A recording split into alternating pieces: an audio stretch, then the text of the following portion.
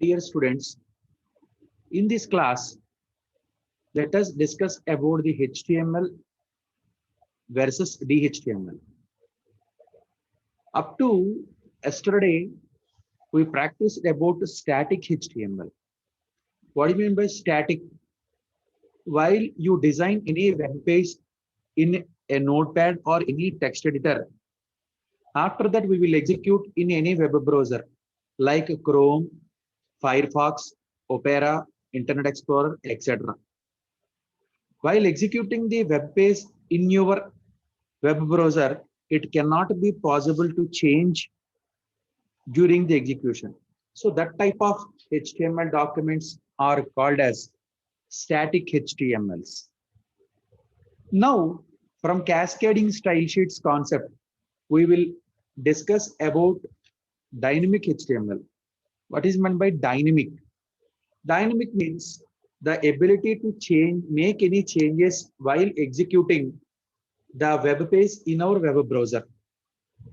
HTML లో అంటే static HTML లో మనం నోట్ ప్యాడ్ లో కానీ లేదా వేరే టెక్స్ట్ ఎడిటర్ లో కానీ ఒక వెబ్ పేజ్ ని తయారు చేసిన తర్వాత దాని వెబ్ బ్రౌజర్ లో ఎగ్జిక్యూట్ చేసేటప్పుడు ఎటువంటి మార్పులు చేర్పులు చేయలేకపోతే డైరెక్ట్ గా వెబ్ పేజ్ యొక్క అవుట్పుట్ ని మాత్రమే మనం చూడగలుగుతూ ఉంటే అప్పుడు అలాంటి వెబ్ పేజెస్ ఏమంటాం అంటే స్టాటిక్ వెబ్ పేజ్ అంటాం.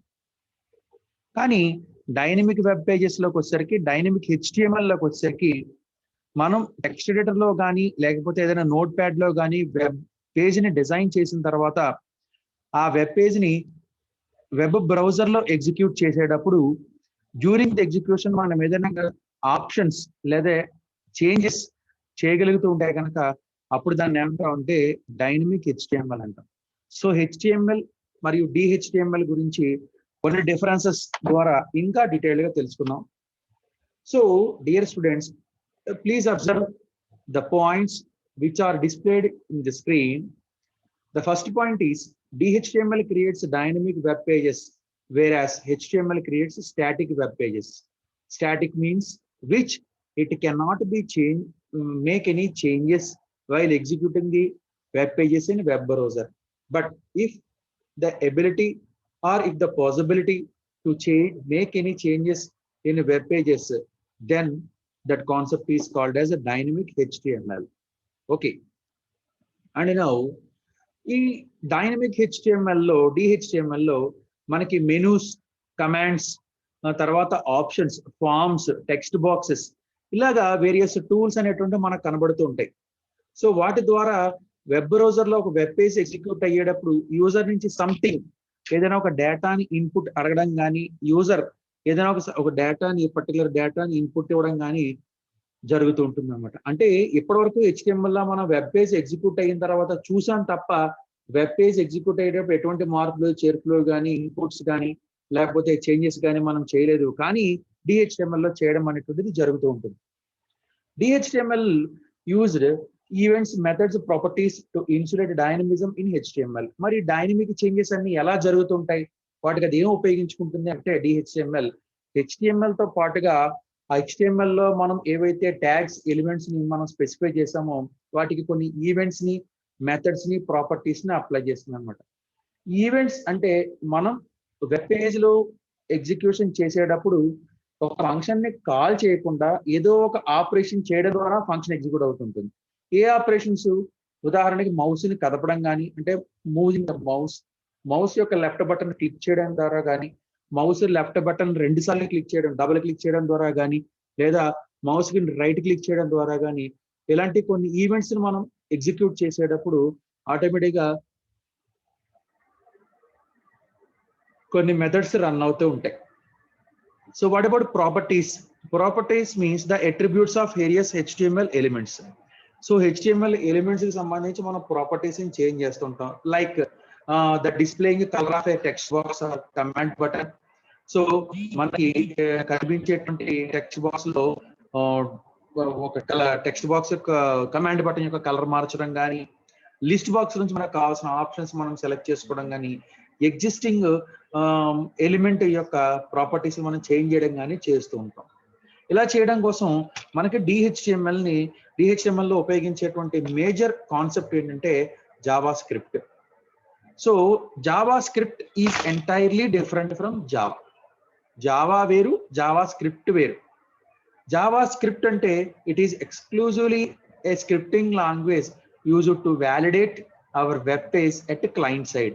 మనకి క్లయింట్ సైడ్ మనం రాసినటువంటి వెబ్ పేజెస్లో మనం ఏవైతే ఆప్షన్స్ ఇన్పుట్ ఇస్తున్నామో, అంటే మీ ఈమెయిల్ ఐడి కానీ, మీ మొబైల్ నెంబర్ కానీ, మీ నేమ్ కానీ, డేట్ ఆఫ్ బర్త్ కానీ, ఇలాగా ఏమైనా ఇన్పుట్ ఇచ్చేటప్పుడు వాటిని వ్యాలిడేషన్ చేయడం కోసం మనం ఉపయోగించే స్క్రిప్టింగ్ లాంగ్వేజే ఈ జావా స్క్రిప్ట్ అనమాట.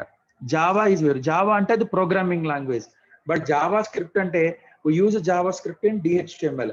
హెచ్టిఎంఎల్ ట్యాగ్స్ లోనే ఆ ట్యాగ్ లో మనం ఏదైనా ఒక ఇన్పుట్ ఇచ్చినప్పుడు ఆ ఇన్పుట్ ని వ్యాలిడేషన్ చేయడం కోసం క్లయింట్ సైడ్ ఈ జావా స్క్రిప్ట్ అనేటువంటిది ఉపయోగిస్తాం. ఇక్కడ ఒక కొత్త వర్డ్ మనకు రావడం జరిగింది, క్లయింట్ సైడ్ అని చెప్పేసి. So there are two sections, one is client and one is server.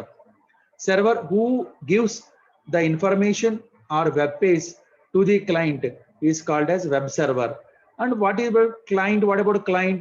Client means through web browser a user sends a request to display web page from the web server. User ఏం చేస్తాడు, మీరు మీ system దగ్గర కూర్చుని దాంట్లో ఏదైనా ఒక web browser అంటే chrome కానీ, ఇంటర్నెట్ ఎక్స్ప్లోరర్ కానీ, ఫైర్ ఫాక్స్ కానీ ఓపెన్ చేసి ఆ టెక్స్ట్ బాక్స్ లో మనం ఏం చేస్తాం అంటే అడ్రస్ బాక్స్ లో ఒక వెబ్ అడ్రస్ టైప్ చేస్తాం.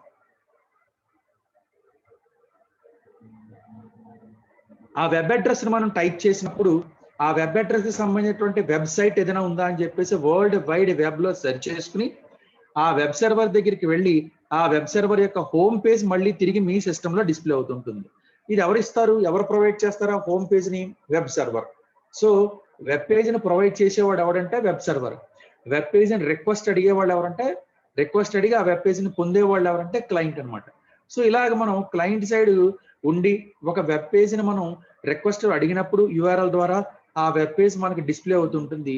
దాంట్లో ఏదైనా ఒక ఫామ్ లాంటిది ఉండి దాని ద్వారా మనం ఇన్పుట్ ఇచ్చినప్పుడు ఆ ఇన్పుట్ సర్వర్ కి వెళ్ళేటప్పుడు ముందుగా క్లయింట్ సైడ్ వ్యాలిడేషన్ జరిగి ఆ క్లయింట్ సైడ్ వ్యాలిడేషన్ చేసిన తర్వాత, వ్యాలిడేషన్ అంటే నువ్వు పంపించేటువంటి డేటాని చెక్ చేస్తుంది, ఆ డేటా ప్రాపర్ గా ఉందా లేదా. ఈ డేటా ఎక్కడికి వెళ్ళి స్టోర్ అవుతుంటుంది, సర్వర్ లో ఉండేటువంటి డేటాబేస్ లో స్టోర్ అవుతుంటుంది అనమాట.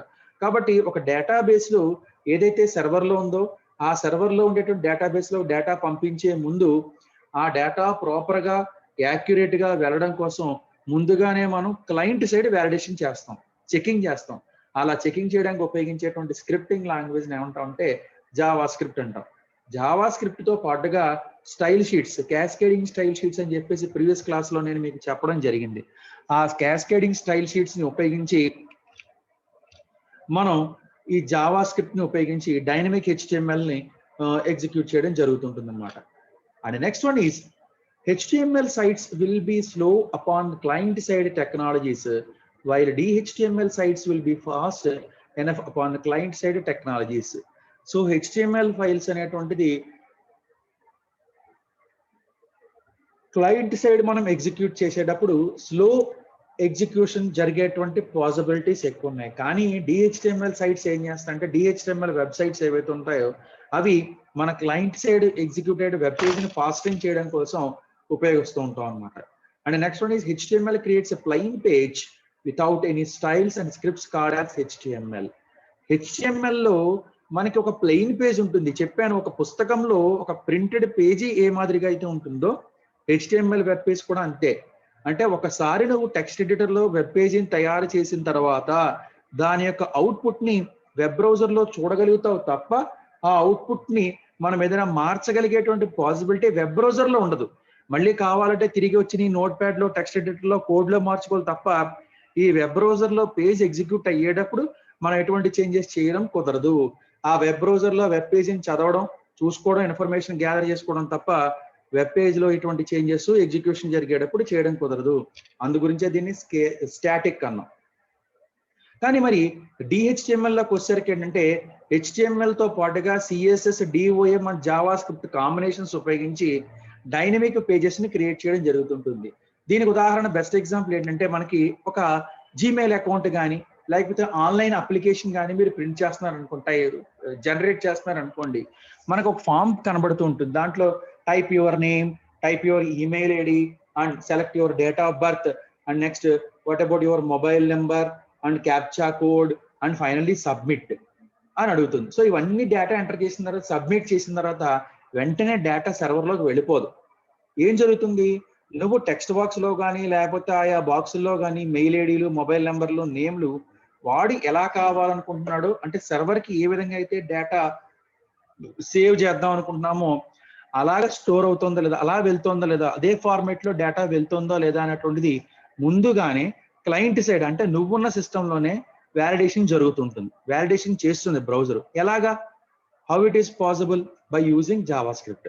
సో కాబట్టి ఈ జావా స్క్రిప్ట్ ఉపయోగించి క్లయింట్ సైడ్ నువ్వు చేసినటువంటి, నువ్వు ఏదైతే ఆప్షన్స్ ఇచ్చావో ఆప్షన్స్ అన్ని కూడా వ్యాలిడేషన్ జరిగి అప్పుడు ఫైనల్ డేటా, అంటే ఒకవేళ రీచెక్ చేసుకోనుకుంటే, రీ ఇన్పుట్ ఇవ్వాలనుకుంటే యూజర్ని మళ్ళీ అడిగి ఇచ్చిన తర్వాత ఫైనల్ డేటా అప్పుడు సర్వర్లోకి వెళ్తుంది అనమాట. దానికోసమే ఉపయోగించేటువంటి లాంగ్వేజ్ ఏదంటే స్క్రిప్టింగ్ లాంగ్వేజ్ అనమాట, Java script. HTML cannot have any server side code, but DHTML may contain server side code. So ఒక ఉదాహరణగా చెప్పాలంటే, నీకు ఒక జీమెయిల్ అకౌంట్ క్రియేట్ చేసుకుందాం అని చెప్పేసి అనుకుందాం. ఈ జీమెయిల్ అకౌంట్ క్రియేట్ చేసుకుందాం అంటే ఫస్ట్ ఆఫ్ ఆల్ మనకు ఒక ఈమెయిల్ ఐడి క్రియేట్ చేయాలి, టైప్ చేయాలి. కాబట్టి మనం ఒక ఈమెయిల్ ఐడి అనుకుని టైప్ చేస్తున్నాం. ఈ ఈమెయిల్ ఐడి మనం టైప్ చేసిన తర్వాత వ్యాలిడేషన్ జరుగుతుంటుంది. ఇక్కడ ఏం వ్యాలిడేషన్ జరుగుతుంది, అసలు నువ్వు క్రియేట్ చేసిన ఈమెయిల్ ఐడి ఆల్రెడీ ఎవరికైనా ఉందా లేదా, whether it is already existed in Gmail account for other persons check చేసుకుంటుంది. ఇది ఎలా చెకింగ్ జరుగుతుంటుంది, ఇప్పుడు జీమెయిల్ ఐడి అకౌంట్ హోల్డర్స్ అందరి యొక్క ఈమెయిల్ ఐడీలు నీ వెబ్ బ్రౌజర్లో ఏమి ఉండవు కదా, నీ సిస్టంలో ఉండవు కదా. మరి ఈ వెబ్సైట్ ఈమెయిల్ ఐడీలు అన్ని ఎక్కడ ఉంటాయి, సర్వర్లో ఉంటాయి. సో గూగుల్ వాడి యొక్క సర్వర్లోకి వెళ్ళి నువ్వు టైప్ చేసినటువంటి ఈమెయిల్ ఐడితో కంపారిజన్ చేసినప్పుడు సేమ్ ఈమెయిల్ ఐడి ఎవరికైనా ఉందా లేదా అన్నట్టు సర్వర్ సైడ్ చెక్ చేసుకుంటుంది. చెక్ చేసుకుని ఒకవేళ ఆల్రెడీ ఈమెయిల్ ఐడి ఎగ్జిస్ట్ అయ్యింది అంటే కనుక అప్పుడు యూజర్ కి ఒక మెసేజ్, ఒక ఇన్ఫర్మేషన్ ఇవ్వడం జరుగుతుంది. This is already existed email ID and kindly type another new email ID. So ఇది ఆల్రెడీ ఎగ్జిస్ట్ అయ్యి ఉంది, ఒక కొత్త ఈమెయిల్ ఐడి టైప్ చేయండి అని చెప్పేసి. అలాగని చెప్పేసి మనం మళ్ళీ కొత్త ఐడి టైప్ చేసిన తర్వాత అది కూడా ఆల్రెడీ ఎగ్జిస్ట్ అయి ఉంటే మళ్ళీ కొత్తది అడుగుతుంటుంది. సో కాబట్టి ఎగ్జిస్ట్ అవ్వనటువంటిది ఒక కొత్త ఈమెయిల్ ఐడి మనం టైప్ చేసిన తర్వాత అప్పుడు ఫర్దర్ గా నెక్స్ట్ స్టెప్ కి వెళ్ళి నీ ఈమెయిల్ ఐడి క్రియేట్ అవుతుంటుంది అన్నమాట. కాబట్టి HTML అనేటువంటిది ఇంక సర్వర్ కి సంబంధం ఏమి ఉండదు, వెబ్ పేజ్ నీ సిస్టమ్ లోనే ఎగ్జిక్యూట్ అవుతుంది. బట్ DHTML ఏం చేస్తుందంటే somewhat it connects to the server in it connects to the database in a server. And next one is in HTML there is no need for database connectivity. ఇప్పుడే మనం ఒక example మనం చెప్పుకున్నాం.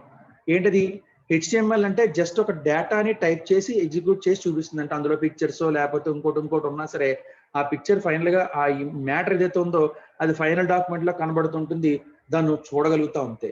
ఇప్పుడు మనం చూస్తున్నటువంటి పేజీ లాగా అనమాట, చూడగలిగి మనం దాన్ని చదవగలుగుతాం తప్ప ఎటువంటి చేంజెస్ ని మనం చేయడం అనేది కుదరదు. కానీ డైనమిక్ HTML లోకి వచ్చేసరికి ఎగ్జిక్యూషన్ జరిగేటప్పుడు వెబ్ బ్రౌజర్ నుంచి నేను కొంత ఇన్ఫర్మేషన్ అడుగుతుంది, యూజర్ నుంచి కొంత ఇన్ఫర్మేషన్ అడగడం జరుగుతుంటుంది అనమాట. ఇలా అడిగినప్పుడు ఈ వ్యాలిడేషన్ సర్వర్ లో ఉండే డేటాతో కొన్ని సందర్భాల్లో వ్యాలిడేషన్ చేసి యూజర్కి ఇవ్వడం కానీ యూజర్కి ఇన్ఫర్మేషన్ ఇవ్వడం కానీ జరుగుతుంటుంది అనమాట. అలా చేయడం కోసం ఏం చేస్తుందంటే సర్వర్ లో ఉండేటువంటి డేటాబేస్ తోటి DHTML కనెక్ట్ అవుతుంది. HTML కనెక్ట్ అవ్వాల్సిన అవసరం లేదు, కనెక్ట్ అవ్వదు కూడా. HTML files are stored with .htm or .html. HTML files అన్ని కూడా ఇప్పటి వరకు మనం ప్రతి వెబ్ పేజ్ ని మనం నోట్ ప్యాడ్ లో టైప్ చేసిన తర్వాత దాన్ని బ్రౌజర్ లో ఎగ్జిక్యూట్ చేసే ముందర మనం సేవ్ చేస్తున్నాం. మామూలుగా నోట్ ప్యాడ్ లో మనం ఎటువంటి ఎక్స్టెన్షన్ ఇవ్వకపోతే అది .txt కింద సేవ్ అవుతుంది. కానీ మనం HTML డాక్యుమెంట్స్ ని సేవ్ చేసేటప్పుడు .htm లేదా .html అని చెప్పేసి సేవ్ చేయాలి. అలా సేవ్ చేసినప్పుడు అది ఒక వెబ్ పేజ్ కింద సేవ్ అవుతుంటుంది. లేదు నువ్వు ఎక్స్టెన్షన్ ఇవ్వకపోతే అది టెక్స్ట్ .txt ఫైల్ కింద సేవ్ అవుతుంది. ఇది నార్మల్ టెక్స్ట్ డాక్యుమెంట్ అంతే, ఇది వెబ్ పేజ్ లో మనం ఎగ్జిక్యూట్ చేయడానికి పాసిబిలిటీ కాదు. కానీ DHTML అనేటువంటి ఎక్స్టెన్షన్ ని ఇక్కడ DHTML ఫైల్స్ కి ఇవ్వడం జరుగుతుంటుంది అనమాట. And next one is HTML does not require any processing from the browser. కేవలం నోట్ ప్యాడ్ లోను టెక్స్ట్ ఎడిటర్ లో కమాండ్స్ టైప్ చేయడం, ఎలిమెంట్స్ టైప్ చేయడం, వాటిని బ్రౌజర్ లో ఎగ్జిక్యూట్ చేయడం, అంతతో స్టాటిక్ HTML పని అయిపోయింది. సో ఈ సంథింగ్ తర్వాత ఏమైనా ప్రాసెస్ చేయడం అనేటువంటిది వెబ్ బ్రౌజర్ లో ఏమీ జరగదు. కానీ DHTML లో అలా కాదు. ఇందాకనే చెప్పుకున్నాం, జీమెయిల్ అకౌంట్ క్రియేట్ చేసిన తర్వాత ఏదో మనం టైప్ చేసిన తర్వాత సబ్మిట్ చేయగానే అయిపోతుందేమో అనుకోవడం కాదు. ఒకసారి నువ్వు సబ్మిట్ అనే బటన్ క్లిక్ చేస్తే అక్కడి నుంచి వ్యాలిడేషన్ జరుగుతుంది. నువ్వు ఎంటర్ చేసిన డేటా ప్రాపర్ డేటానా కాదా అని చెప్పేసి ఆ వ్యాలిడేషన్ జరుగుతుంది. ఆ వ్యాలిడేషన్ జరగడం కోసమే, వ్యాలిడేషన్ చేయడం కోసమే మనం కొన్ని రకాల మెథడ్స్ ని, ప్రొసీజర్స్ ని మనం తయారు చేసుకుని వ్యాలిడేషన్ చేస్తాం. అలా ప్రాసెసింగ్ అంతా కూడా ఎక్కడ జరుగుతుంది? బ్రౌజర్ లో జరుగుతుంది. ఈ ప్రాసెసింగ్ అనే కాన్సెప్ట్ కేవలం DHTML లోనే జరుగుతుంది. That is dynamism. దాన్నే డైనమిజం అని అన్నాం. So finally dear students, DHTML is a combination of HTML, CSS and JavaScript. Cascading style sheets, JavaScript, HTML మూడిటి కాంబినేషన్ నే మనం ఇక్కడ డైనమిక్ HTML అని చెప్పుకోవడం జరిగింది అనమాట. In further classes we practice dynamic HTML web pages by using JavaScripting language. So here you should remember, and once again I am giving the information about Java and JavaScript is both are entirely different. Java veru, JavaScript veru. So Java is a standalone programming language, but whereas JavaScript is a scripting language which it can be executed and it can be manipulated inside the HTML page along with HTML tags. HTML tags ద్వారా మనం client side డేటాని validation చేయడం కోసం inside HTML pages లో మనం ఉపయోగించే code నే మనం ఏంటంటే డైనమిక్ JavaScript అని చెప్పేసి అంటుంటాం. So here DHTML is a combination of cascading style sheets, JavaScript and HTML. So that is about the difference between HTML and dynamic HTML. In next class, we will discuss about the JavaScript. Thank you.